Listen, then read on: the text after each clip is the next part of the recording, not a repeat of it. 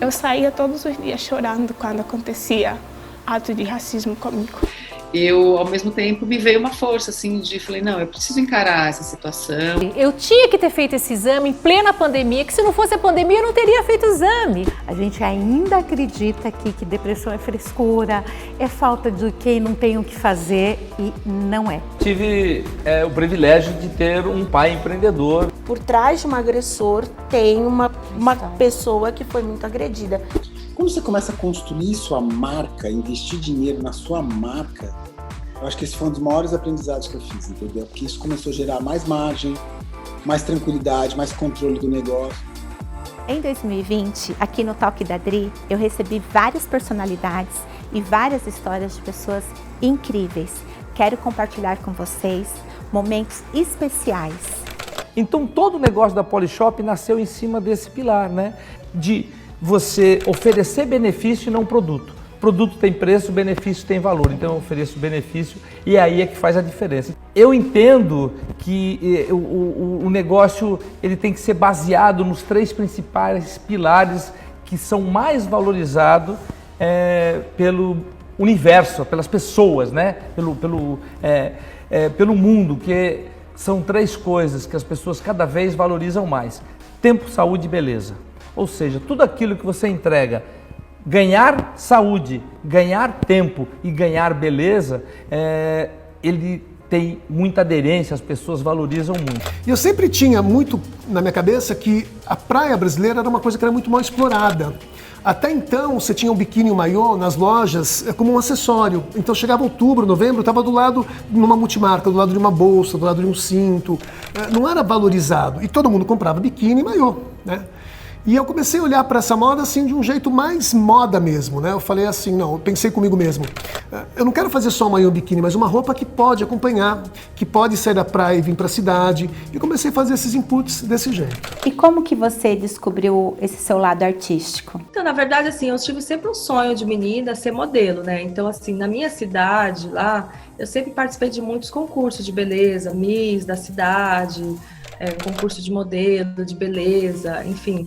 Então, na escola mesmo, eu sentia que eu tinha uma vaidade, assim, para essas coisas. Eu gostava, meu olho brilhava, via uma capa de revista, eu me olhava e falava, nossa, um dia eu quero ter capa de revista, um dia eu quero fazer isso. Eu achava o máximo, assistia novela, assistia os artistas, gostava de ver escola de samba até de madrugada, de ficar olhando. Então, eu sempre...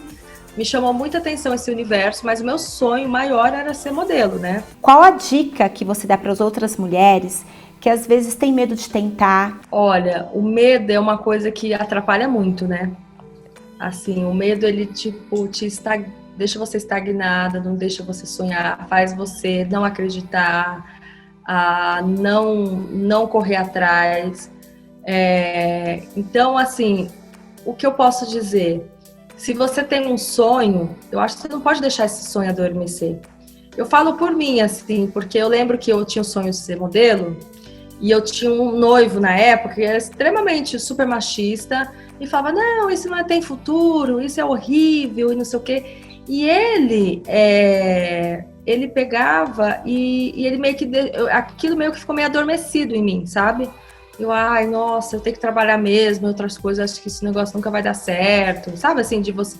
E o que mudou a chavinha em mim? Uma vizinha que mudou a chavinha em mim. Isso foi muito, muito importante, de você estar cercado de pessoas que te ajudam a conquistar o seu sonho. Agora, Ju, você começou com 15 anos a sua carreira, né? Eu nem lembro mais, minha filha, nem lembro. Eu quero saber tudo, como foi, como que você começou com 15 anos? Eu era uma criança hiperativa. Meus pais não sabiam mais o que fazer comigo, eu tinha muita energia. Ah, então entendemos por quem seu filho puxou. Né? Então, e eu era assim. E aí, eu não sei se foi bom ou mal, porque dizem que quando o filho tem muita energia, ao invés de encher de atividade, tem que tentar diminuir um pouco. E a minha mãe me encheu de atividade. Então eu fazia curso de inglês, Kumon, vôlei, futebol. Você era filho único, né? Então, eu perdi meu irmão, eu tinha 13 anos. Meu irmão nasceu com uma doença rara chamada distrofia muscular e ele acabou indo embora quando ele tinha 16 e eu tinha 13. E aí me tornei filho único. E eu fazia muitas atividades. Eu acho que a última tentativa da minha mãe foi realmente o teatro. Abriu as aulas de teatro na escola e ela falou, Júlio, será que não é legal você fazer teatro? Aí eu dei uma olhadinha assim, teatro, mãe? Teatro? Aí ela começou a rir e eu fui. E foi impressionante, tipo, na primeira, na segunda aula, eu só conseguia pensar naquilo e eu tinha por volta de 14, 15 anos mesmo, e eu me apaixonei, cara. Eu me apaixonei, mas eu não tinha nenhum horizonte, nem eu e nem meus pais, do que aquilo poderia se transformar. Ô, você sofreu algum tipo de preconceito ou assédio? Vários assédios, vários preconceitos, mas eu acho que tudo depende um pouco também da nossa postura. Eu sempre tive jogo de cintura, né, para qualquer tipo de assédio, e eu sempre tive, sempre me saí muito bem nessa questão, até mesmo do preconceito, porque eu sempre acreditei no meu potencial. Então eu falei, eu não vou ouvir o que as pessoas, né, estão comentando ou falando. Eu vou mostrar o meu trabalho. Você foi a primeira musa fitness, né, Sô? E eu sempre procurei ser o exemplo, como tudo. Então, assim, um exemplo de filha, que eu sempre fui muito presente, um exemplo de mãe, um exemplo de profissional também.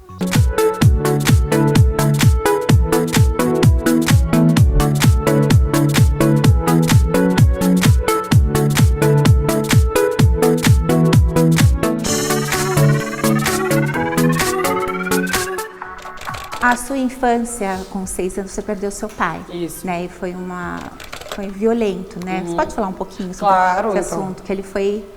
A minha infância foi muito... Eu assistia muita violência desde sempre.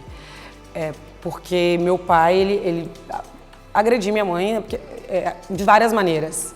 Fisicamente, na minha frente, psicologicamente, financeiramente, parou de estudar no 3º ano. E você tem essa recordação, essa lembrança desse momento?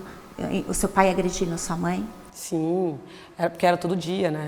Ah, era todos os dias? E ela ficava roxa mesmo, assim. Só que assim, e ele era um bom pai. Você é uma criancinha, né? E como foi sua reação? Foi desde a gestação, né? Ele batia nela. E eu assistia tudo isso. E no dia que ele morreu, foi o único dia que ele não bateu na minha mãe. Eu estava dormindo no quarto com a minha avó, eu sempre pulava na cama com eles. Aí minha avó virou e falou assim, vai deitar com seu pai e com a sua mãe. Eu falei assim, não, vó. Hoje é o único dia que meu pai não está brigando com a minha mãe, eu vou ficar aqui. Aí ele se atrasou para trabalhar, que ele sempre ia 8 horas da manhã. E no final do dia, chegou o meu primo no carro dele e um médico no outro carro. Aí eu lembro exatamente da minha mãe rolando no chão, gritando, porque era o amor da vida dela. Ele é o amor da vida dela até hoje. Chorando e falando, não acredito, não acredito. Aí uma das minhas babás, assim, que eu chamo de tia, que até hoje, pegou e falou assim, seu pai, acontece um negócio com ele tá no hospital. Eu virei pra ela e falei, eu sei que ele morreu, ele era muito ruim pra minha mãe. E aí eu tive que, com 6 anos, me tornar uma adulta. Porque nesse momento, a minha mãe, ela precisava muito de mim, ela já era depressiva. Então, eu tive que dar conselhos para ela com 6, 8 anos. E como que você se tornou a mulher, a Gisele, né? De acompanhar essa violência dentro de casa? Qual que é o sentimento que você levou para sua vida? Você soube lidar com isso? Você sofreu muito a vida inteira? Então, eu não tenho raiva dele, entendeu? Eu não era legal o que ele fazia e não concordo com homens, tanto que dentro do Big Brother minha postura, porque eu vivi um relacionamento que a pessoa era manipuladora, que isso não pode, isso não é coisa de mulher, isso não sei. Só que você vai entrando, é incrível como eles conseguem entrar na sua cabeça, como você já é fragilizada. E pra mim, como eu vi isso no relacionamento, eu não tinha história de casamento ser bem sucedido. Aquilo, você vai repetindo o padrão, né? Inclusive, um dos meus processos na terapia é isso, de quebrar padrão, já constelei 2 vezes constelação familiar na terapia holística, eu posso construir uma nova história para mim e não preciso repetir e honrar a história das minhas ancestrais. E como não se emocionar e se inspirar com essas histórias marcantes. Eu fiz muitos processos seletivos, eu tive feedback positivos nas empresas de RH. Porém, quando eu chegava na empresa que ia me contratar de fato, eu fui dispensada várias vezes pelo simples fato de eu ser preta, de ter o cabelo crespo. Eles davam várias desculpas. E eu me lembro uma vez que eu estava andando para a rua e uma senhora do nada, ela gritou para mim e falou: vai pôr uma chapinha nesse cabelo, macaca. Então, tipo, coisas do gênero. Depois dessa procura imensa por emprego e fecharem várias portas, para mim, o meu dinheiro tinha terminado e eu acabei sendo despejada, né? Acabei parando na rua. Então, eu andava com 2 malas. E tinha vezes que eu não conseguia me locomover com as 2. Então eu sempre pedia para deixar uma no lugar e ficar com uma. Eu perdi o meu computador da faculdade, eu perdi celular, perdi roupa e sapato, porque realmente eu não tinha aonde deixar. Então muitas pessoas se aproveitaram desse facto de eu estar na rua e me roubaram. A minha mente só não ficou ruim porque realmente eu estava preparada. A rua me deixou mais forte. Entendi. O tempo que eu fiquei na rua me ensinou que eu ainda ia encontrar muita coisa pela frente. A rua me ensinou muito. A rua me ensinou a ser mais forte. A rua me ensinou a ficar com fome 1, 2 semanas. A rua me ensinou a resistir até nos piores momentos.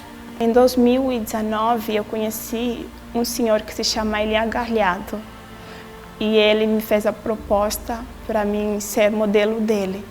Ele apostou em mim e eu fiz o meu primeiro casting em São Paulo Fashion Week, desfilei para 5 marcas e eu fiquei muito feliz.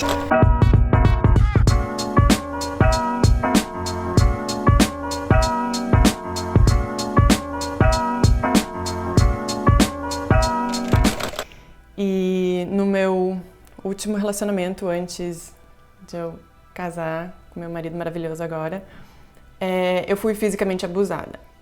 E eu acho que eu só entendi que aquele era um relacionamento abusivo porque teve o abuso físico.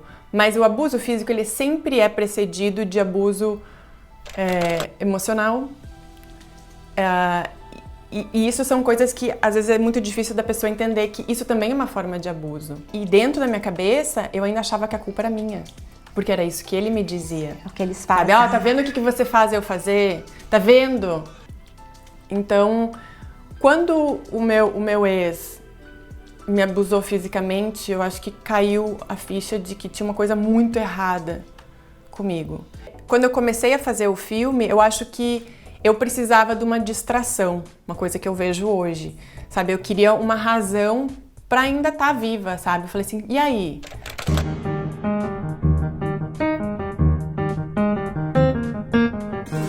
I was so desperate to have a purpose, a meaning for still being alive.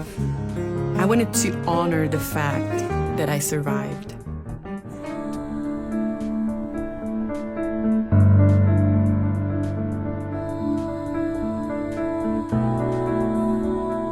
This is the story of my quest for beauty.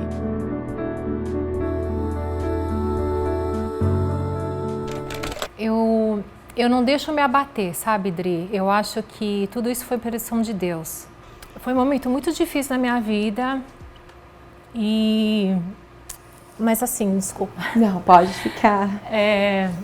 Eu fui fazer exames de rotina e até do Covid, enfim. Eu fui fazer uma mamografia e ela... Deia, eu não quero te assustar, mas eu tô achando uma coisinha, eu quero ter certeza.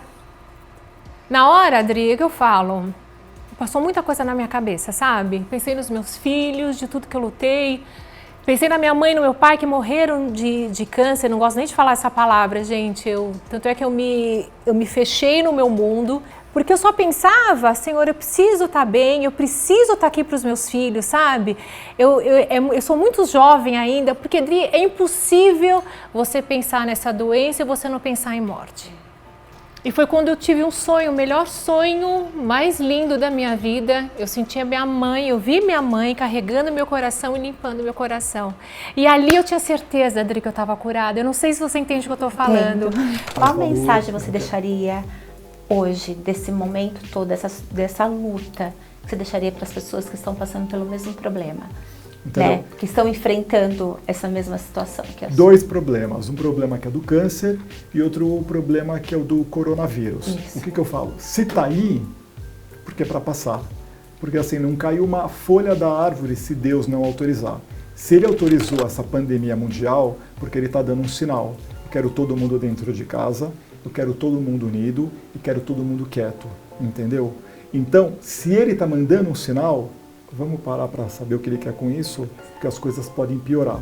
Então, vamos ficar quieto, vamos atrás do nosso, vamos parar de julgar e vamos ter mais força, entendeu? Tanto o câncer como o coronavírus tem que também ter muito o quê? Paciência.